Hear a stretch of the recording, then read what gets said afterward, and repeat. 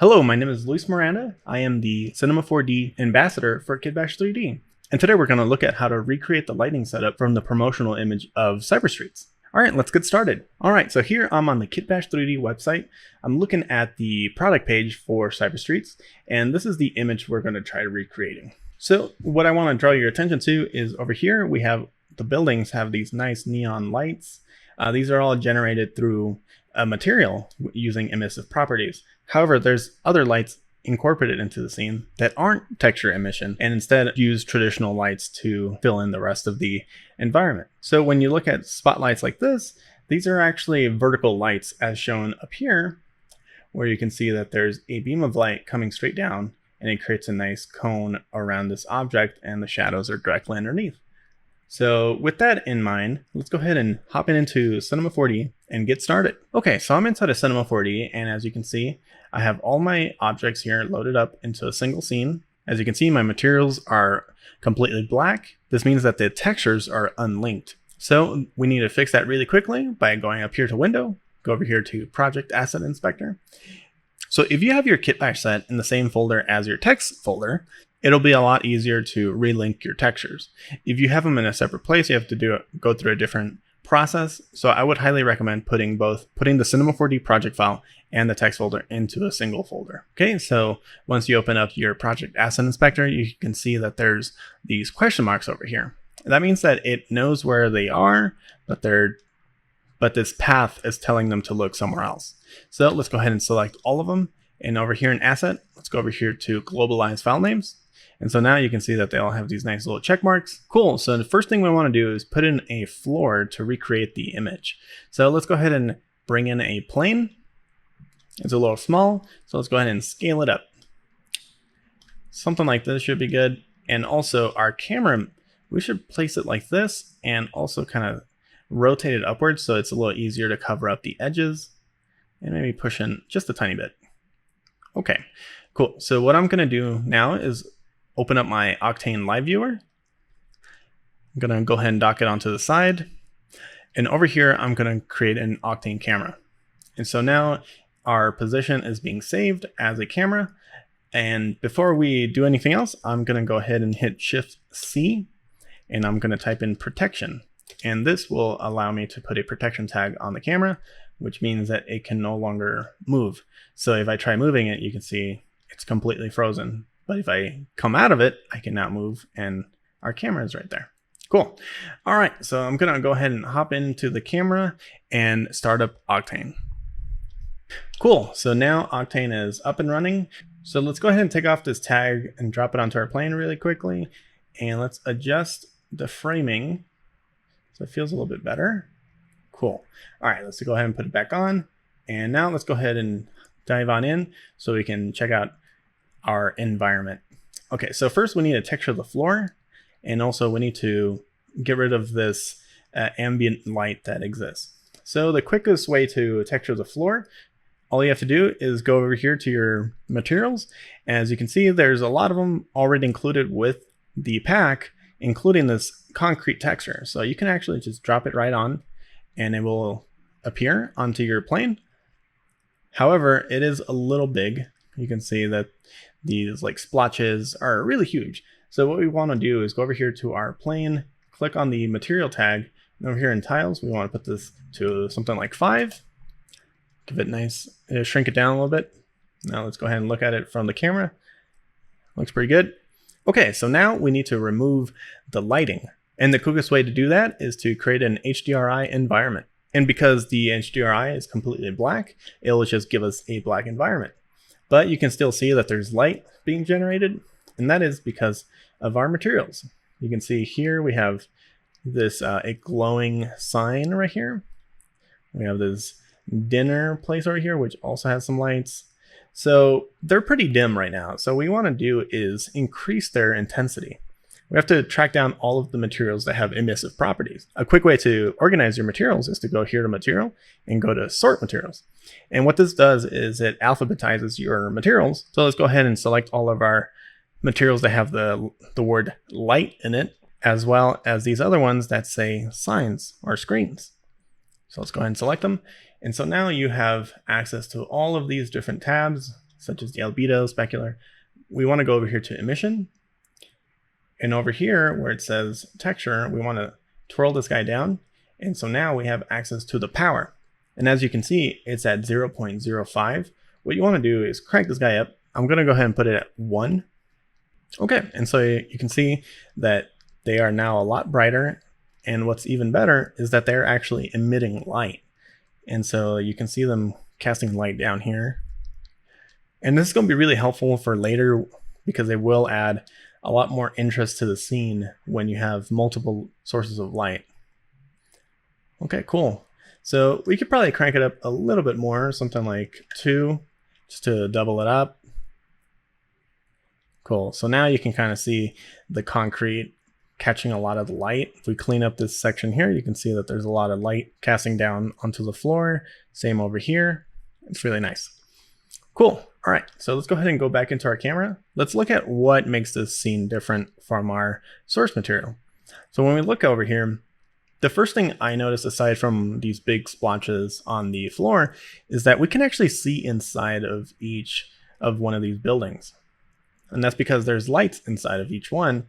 And the only way to really recreate this environment where they have lights inside is to actually place them physically inside of the building. So let's go ahead and do that. Let's go over here to our first building, which is this Chinese medicine. Let's go ahead and create a new object here in light, and let's go to Octane area light. And so we have our light gets created in the middle. Let's go ahead and push it over until it's over here with our Chinese medicine. Cool. So you can see it's being blasted in there, but we can still see the light. So let's go ahead and rotate this guy 90 degrees so it's facing directly to the floor. Let's push it in and push it up. Let's try to make them the same size as our lights. Let's make it a little smaller. Let's push it back. Cool. So now when we see it from afar, we can see that there's lights from the inside. Doing it this way is okay. However, I think going in and being a little bit more detailed with the lighting is definitely a better way to go. So here you can actually make them the size of these lights and then duplicate them. And here, as long as you select all 3 of these tags, you can now get rid of the opacity so that you don't actually see them. And what's great about this is that you now have the ability to control the lights individually. And so if you want to do something moody, such as having flickering lights, you can now have them flickering at different rates, and it gives a little bit more realism to the scene. So depending on which approach you decide to go, you will now have a lot more control over the lighting of the scene. So let's go ahead and group these guys together. Let's go ahead and select all of them and hit Alt-G. Let's call these overhead lights. Cool.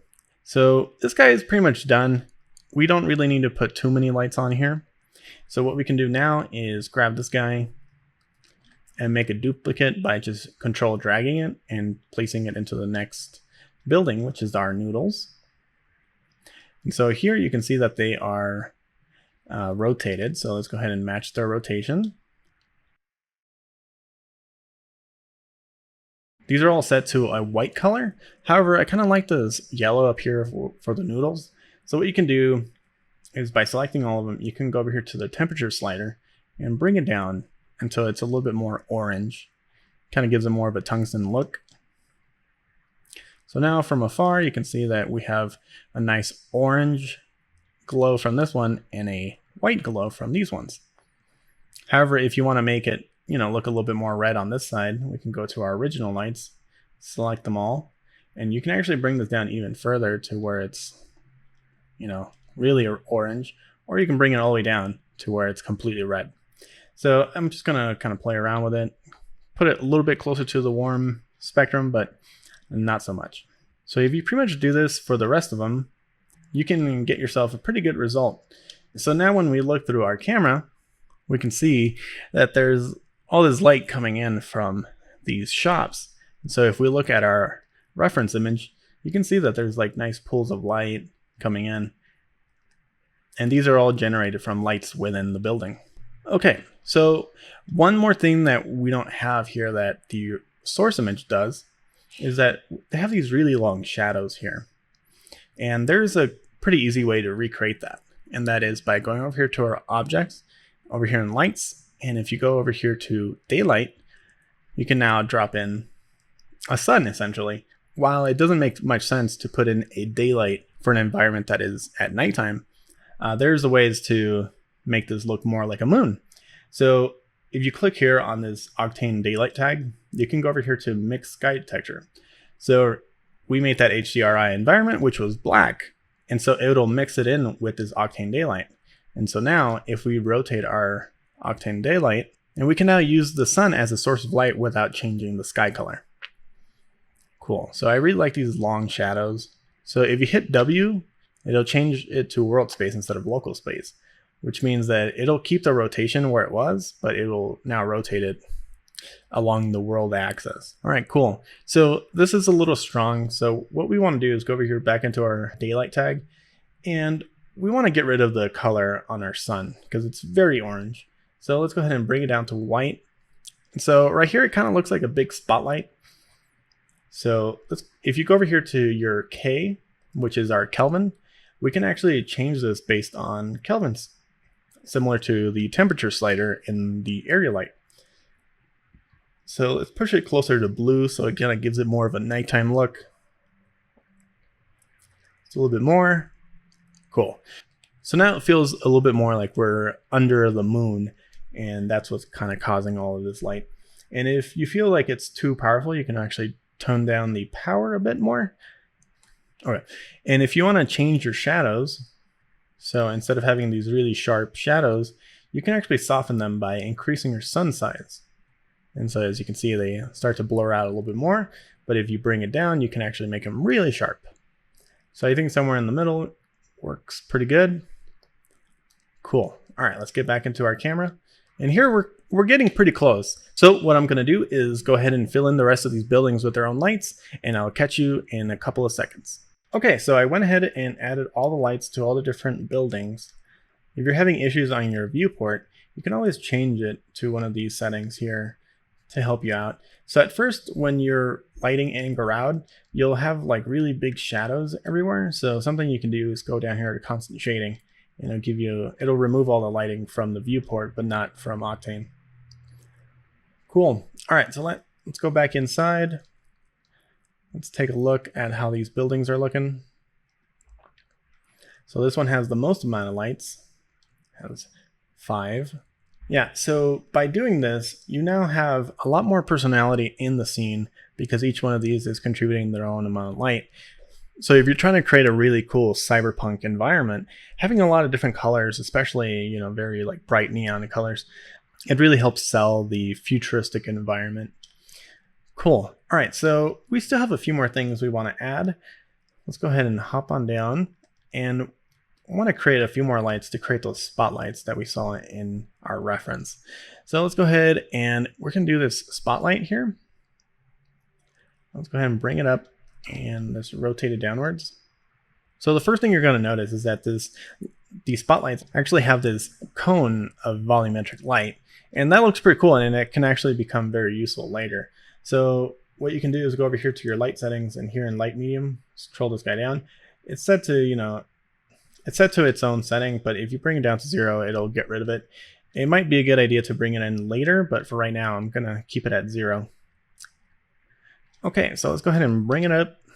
And if you grab this middle notch here, you can actually extend it. So now it's falling mostly on the umbrella, but let's go ahead and fill in that gap in the middle. Let's kind of bring it on over.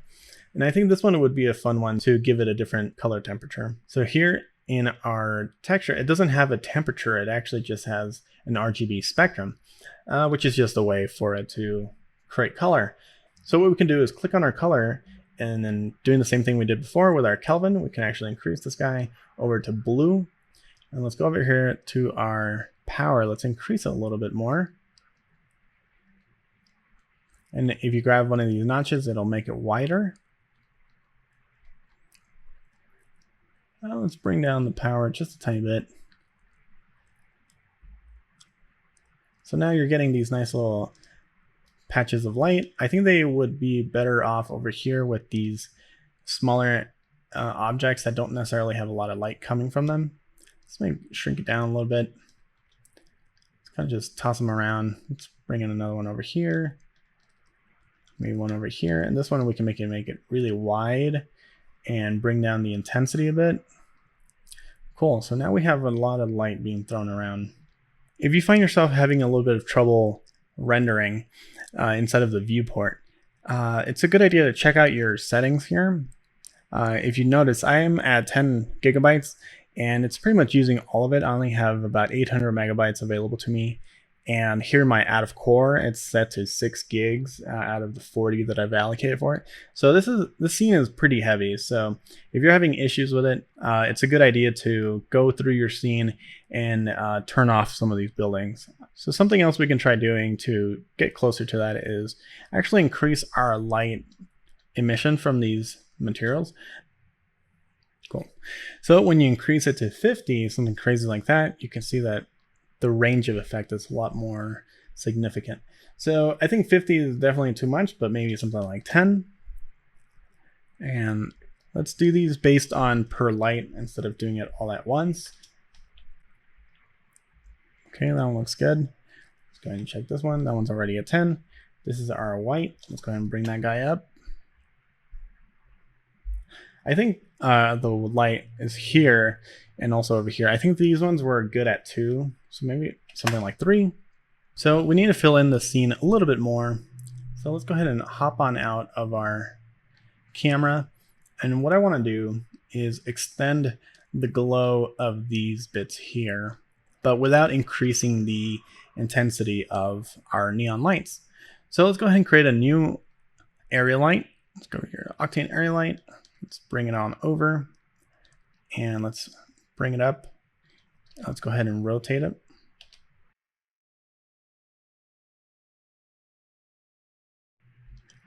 Cool, so I'm gonna place it here. I'm gonna drop this down pretty good amount.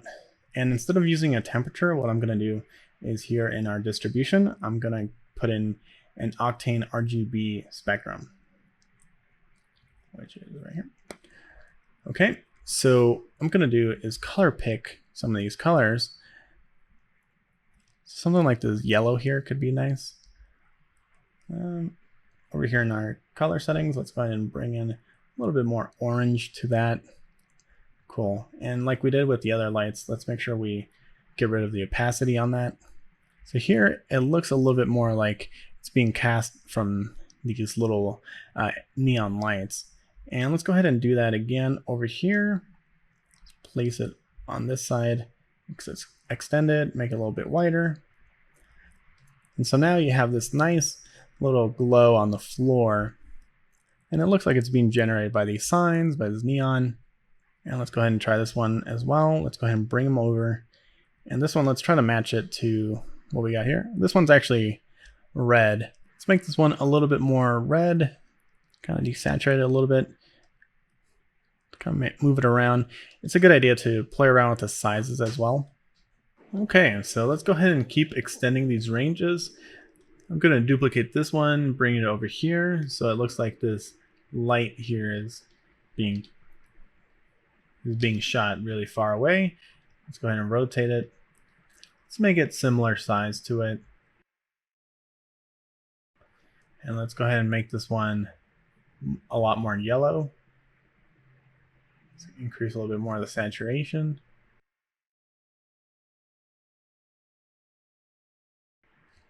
Okay, cool. Now let's do that again for our Chinese medicine. This one we don't necessarily need to be as red as you see here, because once we play around with the Octane light settings, so if we go over here to our camera imager and activate it, we can now saturate to white all the really hot spots. So if you notice on the white and also on this red, the cores turn white. Okay, so now let's go ahead and look at it from the top view again. So as you can see, there's a lot more light being cast. And if we look at our source image again, you can see that there's actually lights just being blasted in. So let's go ahead and recreate that. We can do that with another area light. So let's go ahead and bring in another area. And this time we're going to bring it over here along the Z. Let's make it a little bit wider, a little bit bigger. So now we have this nice little line, but you can see there's this little line there. So really the easiest way to fix it is to just rotate it.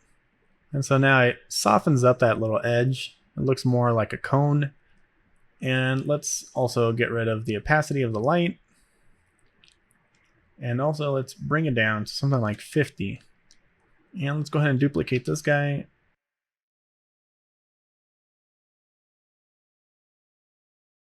This one, we'll change the color temperature to something a little bit warmer, something along those lines.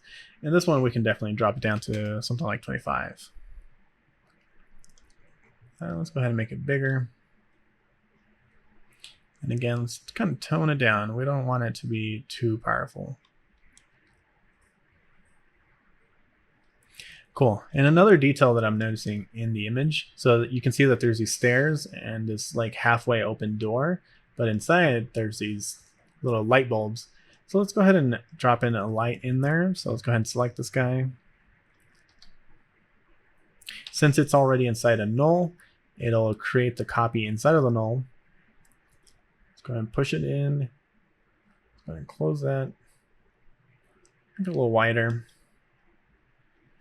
So now when we look at it from here, let's see what kind of light it's producing. It's creating a little bit of a spotlight. And I'm going to bring this over to more of a white color so it's distinguished from the other lights. And this one I'm going to bring it up into something like 200, something a little bit more extreme. Actually, we can probably get the same results if we do 100, but if we rotate this upwards. So first let's bring it down and then rotate it towards us. So now the light is kind of being shot out a little bit more. And here we can maybe bring it up to 150. So now when we look at it from afar,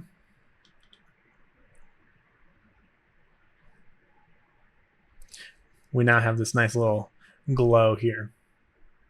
And if you want to give it a little bit more of a cinematic look, give it a little bit more daylight in the temperature and make it look a little bit more blue. Cool. So yeah, the moral of the story of this guy is that the more detail you put into the light setups, the more impressive it looks overall. And what's even great about this is that all these lights that we've been creating, you can actually just drop them into the same hierarchy as these buildings. And so if you ever decide to copy and paste these into a new scene, it'll bring in all the light information. And you don't have to rebuild all of the stuff. It's just completely there for you. Okay, so some of the last few things I want to do to this guy is when you look at this image, you can see that there's a lot of volumes. So let's go ahead and recreate the volumes. We need to create ourselves this Octane fog volume. So you want to be very careful using this volume because if you make it too big, it will actually crash your system. Just be careful with it. What I would recommend is as soon as you make it, go over here to the voxel size editor and make it really big. And this way you're able to now scale it without having to worry about the system crashing or anything like that. Because we do have to make it pretty large in order to encompass this entire scene. So let's go ahead and keep moving it around. Let's make sure we get all of the buildings, and let's go ahead and scale it up, and let's try to bring it up. Okay, so that's pretty good. Let's maybe make it a little shorter so we don't try to be as optimized as possible. So we don't see anything right now because our voxels are pretty big. So something I like to recommend is just dividing it in half and do this until you see the volume start to work. Okay, so it looks like 720 is the size at which it'll actually start appearing inside of the scene. So you can see it creates this big old block of volume. So what we want to do is tweak it a little bit. So here in medium, twirl this guy down and we can start bringing down the density. And then the more you bring it down, the more you can see it fading away. So now you can see like this nice little fog inside of the scene. Let's go ahead and position our camera. And another thing you can play around with is this volume step length. This tells it how far it can travel within the volume before the light stops. So if you bring it down really close, it won't be able to travel very far. But if you make it really long, it'll allow it to flow a little bit more freely. It's a little easier to render. Okay, so as you can see, it's a little dark. So something you can try doing here is go down to your absorption and also scattering. And so they're currently set to gray. So if we go ahead and make this all the way to white, you can see that the scene will brighten up a little bit more. A lot of the light won't be stripped of its intensity. And same thing over here to scattering. It's also set to a gray. And if you increase that one to 100, yeah, you get the least amount of light diffusion. However, we can now see that the edges are pretty visible. Something you can do is extend it outwards. So yeah, just always be careful when using the volume. Here we can go ahead and drop down the density a little bit. And let's let it clean up over here so we can see what the result is. We can kind of see a little bit of fogginess, but let's go ahead and increase the intensity a little bit more. So as you can see, the volume helps create these nice little clouds, and it sort of just disperses the light a little bit more with these volumes. Okay, so there's one last step in order to get the final details in. And so if we go into our camera and go over here to our post-processing, we can actually activate it here. And this will allow us to add in some bloom. And it'll make all of those neon lights glow really nicely. You can play around with the settings so that you can increase the glare, so you can give it this nice little shine. Or you can increase the cutoff, which will make it so that only the brightest areas will glow. And if you want these to glow even more, like even stronger, you can go into the material, increase the intensity, or you can also increase the intensity of the lights that are currently lighting the scene. Here it feels a little bit much, so I would probably tone it down. All right, so that wraps up this tutorial. Obviously, there's a lot more work that can be done. A lot of this was done within 30 minutes. And if you spend more time lighting each scene, bring in as much light as possible into all the different objects in the scene, you can get yourself a really nice result. The volumes are definitely your best friend when it comes to creating that sort of foggy effect within the image, but always be careful with volumes because they do tend to be very taxing on your system. Thank you for watching. I'm Luis Miranda, and happy kit bashing.